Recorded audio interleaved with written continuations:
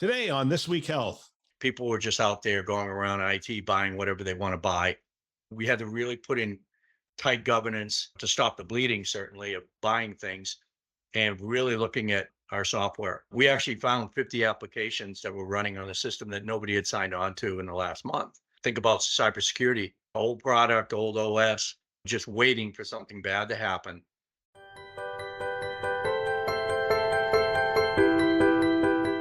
Welcome to Town Hall, a show hosted by leaders on the front lines with interviews of people making things happen in healthcare with technology.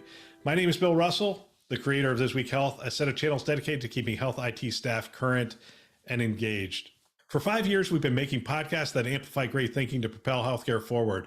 We want to thank our show partners, Meditech and Transcarent, for investing in our mission to develop the next generation of health leaders. Now, on to our show. Welcome to the This Week Health Town Hall conversation. I'm Reid Stephan, VP and CIO at St. Luke's Health System in Boise, Idaho, and I'm joined today by my friend Chuck Podesta, the Chief Information Officer at Renown Health in Reno, Nevada. Chuck, welcome and thanks for making the time.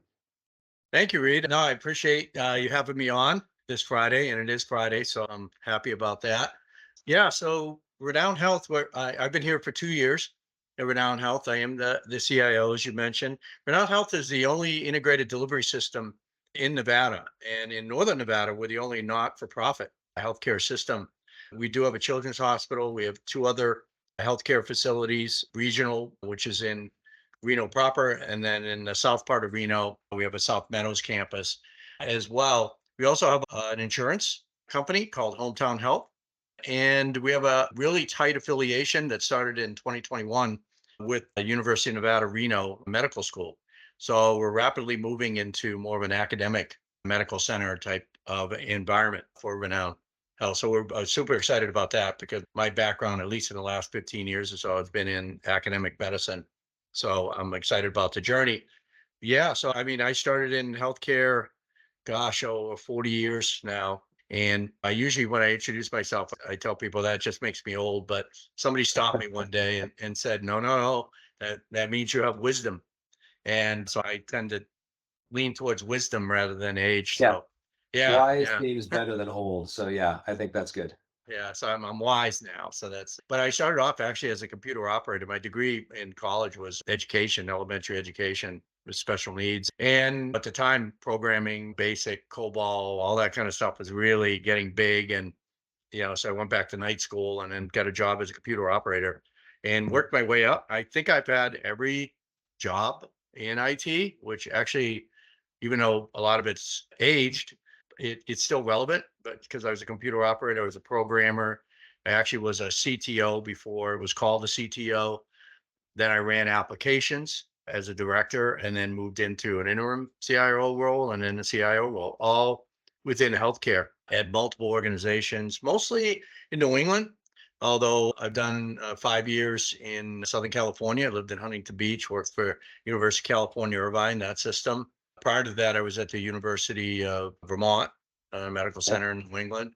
And then during COVID, I did an interim gig at University of Connecticut, another academic health system.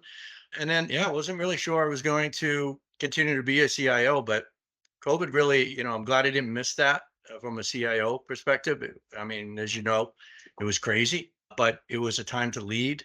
It was, you could really hone your leadership skills and the wisdom that I had. I could use that. We were all focused on a common enemy. So it's kind of Yeah. cool to see how the organization coalesced.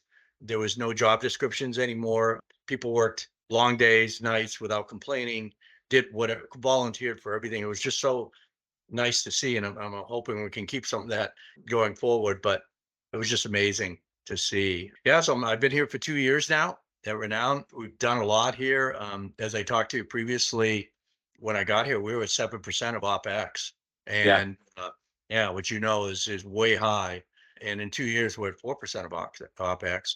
And you would think, well, oh, you must have terminated everybody and you probably have all kinds of morale problems. But no, it's just the opposite for us. Of course, we had to go through some cuts to get there, but we also did some other kind of creative things around that. But we have higher employee engagement scores. We were in the bottom 5 of the organization when I first started, and now we're in the top 5 departments over that 2-year period with all those changes.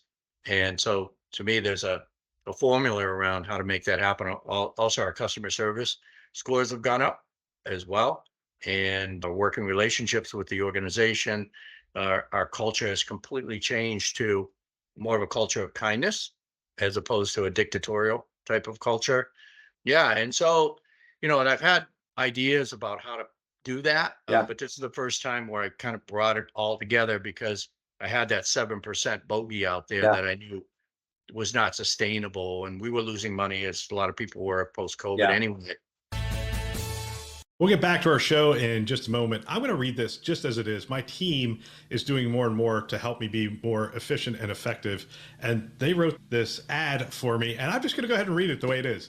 If you're keen on the intersection of healthcare and technology, you won't want to miss our upcoming webinar, our AI journey in healthcare. See, that's keen is not a word that is in my vocabulary, so you know it's written by somebody else. Maybe ChatGPT, who knows?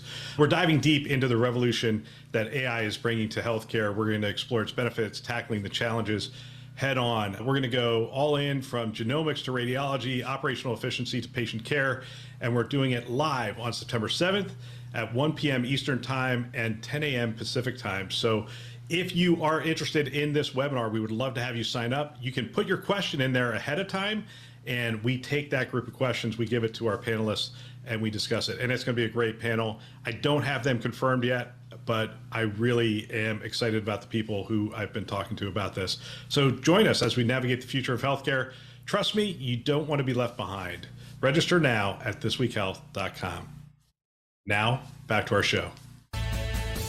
So Let's that's talk about that for a minute. That's super interesting. So 7%, your IT budget is a percent of OpEx, and you got that down to 4% in a couple of years. And you said that you have a formulary. What is the formulary? How did you do that? What are things that others might learn from as we all kind of struggle with cost pressures and trying to really be efficient with our being good stewards of our resources? Yeah. So what we focused on first was the things that don't affect people per se, right? Because that's the last thing you want to do. You don't want to have a reduction in force. You don't, you might have to do a reorganization because people are in the wrong jobs, things like that, right? And that's fair. But so we focused on application rationalization, right? We had 728 applications. We were spending over $28 million on just software maintenance, way higher than where we should have been. There was no governance in place per se. People were just out there going around IT buying whatever they want to buy. And so we had to really put in tight governance to stop the bleeding, certainly, of buying things, and then really focus the team of finance, supply chain, IT, legal, and really looking at our software and who's the owner of that software and getting to them. And are you actually using that software?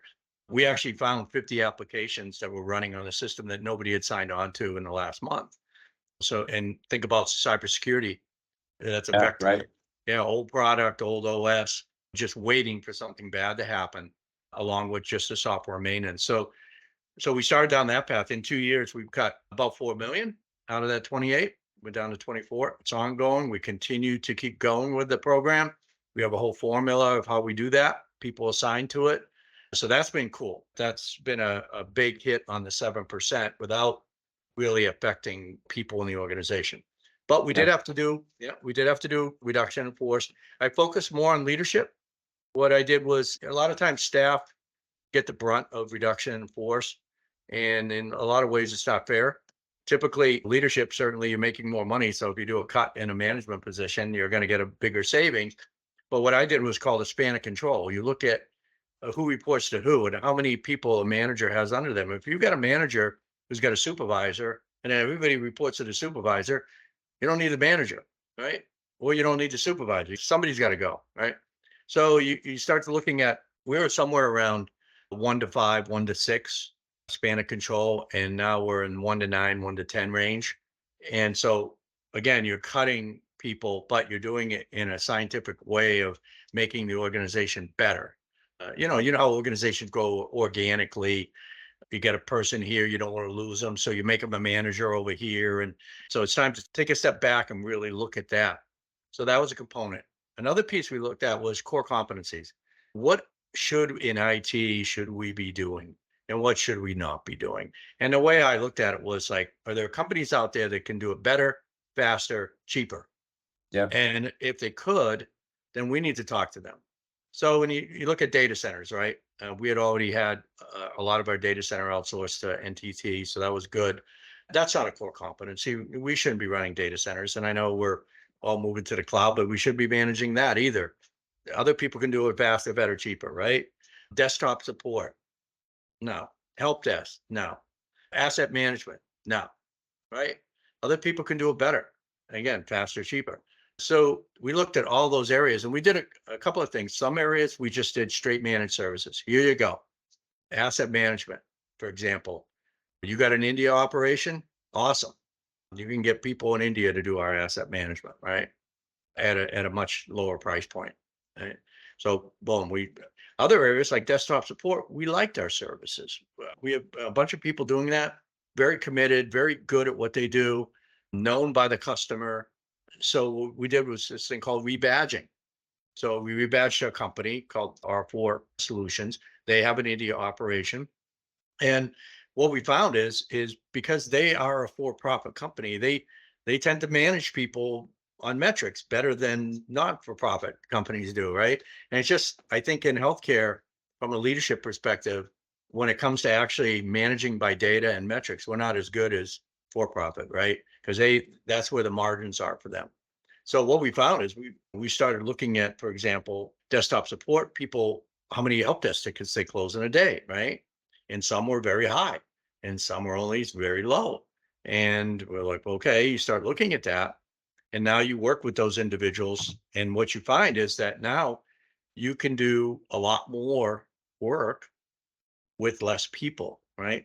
And by rebadging, they manage all that for you. And then you share in the savings associated with getting that work done, meeting the SLAs, and having a better product in the long run. So that rebadging, it's not 100% savings as you would get if you cut an Yeah. individual, but it is a higher percentage than an FTE.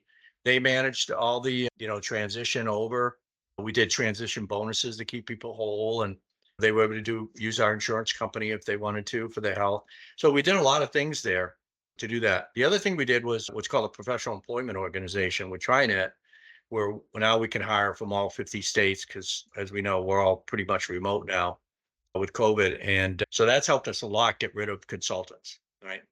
You couldn't find people to move to Reno to work on Epic, for example, right? So Yeah. when I got here, we had 40 consultants working in the Epic and some other areas. We're just doing like maintenance items and not really project related stuff. By hiring and letting people work from Florida or wherever, we were able to reduce that, right? Because now we can recruit and not have people move to Reno. You might have the same issue in Boise. I don't know. I've never Yeah. been to Boise. So, but Yeah. it's those types of things that you need to really look at. It's that span of control. It's application rationalization, the things that you are good at, Yeah. Kind of and that things buy, that you should. build, bridge kind of concept. Yeah. Yeah, Yeah. exactly. Yeah, exactly. So it's not just one thing that does it. Now, in the Mm. meantime, while you're going through this, you've got to be communicating every day. All right. Because people start making up their own stories, right? When you have a void of communication and you do a span of control and you start, yeah, you just laid off 5 managers. All of a sudden, your management team is like, okay, is that we're done? Are we going to do Yeah. more?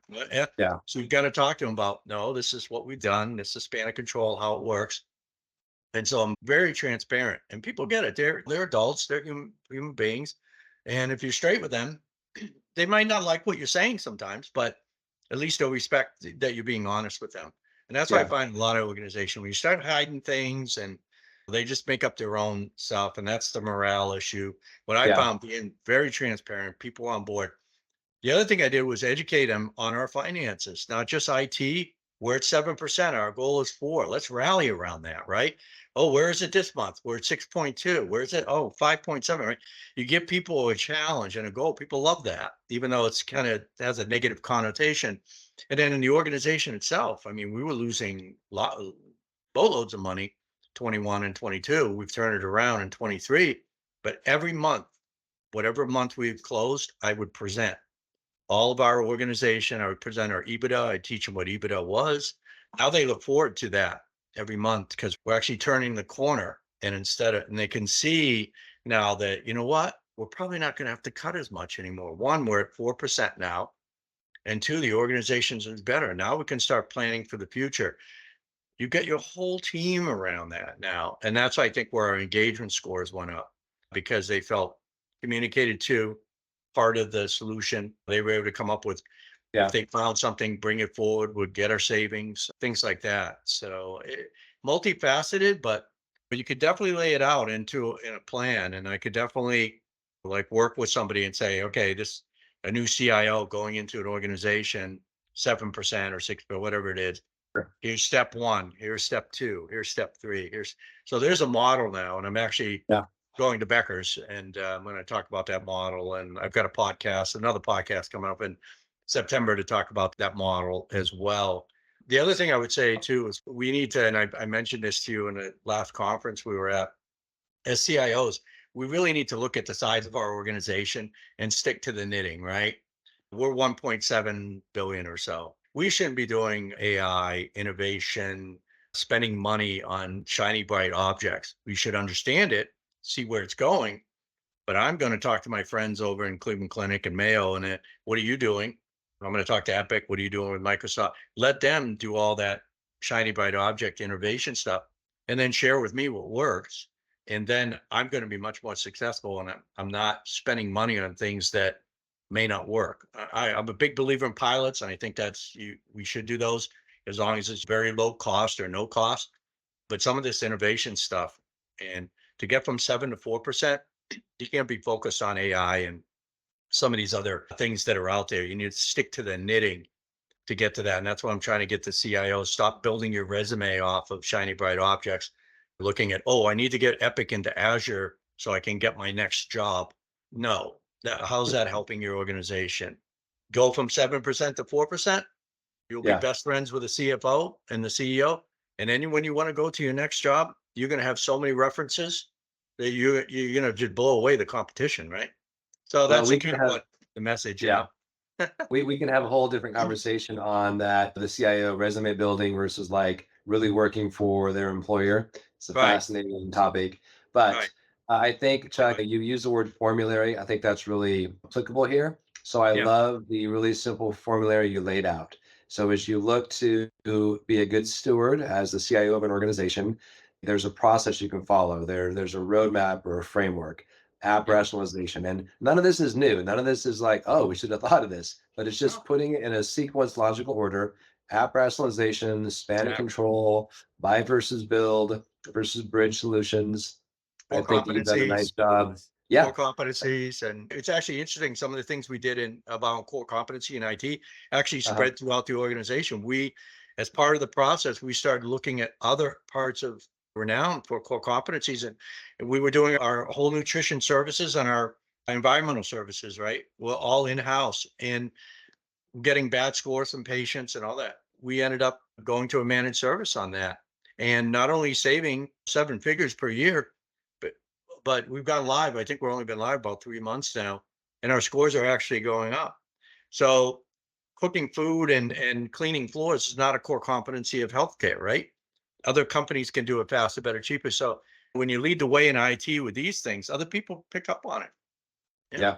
So, well, I think, stick to the knitting. I think I'm going to borrow that mantra. So I think that's a great way to kind of wrap up this brief conversation. Chuck, wonderful as always to visit with you. Thanks for making the time and enjoy the rest of your Friday. Thank you, Reid. And thank you again. Have a great weekend. Gosh, I really love this show. I love hearing what workers and leaders on the front lines are doing. And we want to thank our hosts who continue to support the community by developing this great content. If you want to support This Week Health, the best way to do that is to let someone else know about our channels. Let them know you're listening to it and you are getting value. We have 2 channels, This Week Health Conference and This Week Health Newsroom. You can check them out today. You can find them wherever you listen to podcasts. You can find them on our website, thisweekhealth.com, and you can subscribe there as well. We also want to thank our show partners, Meditech and Transcarent, for investing in our mission to develop the next generation of health leaders. Thanks for listening. That's all for now.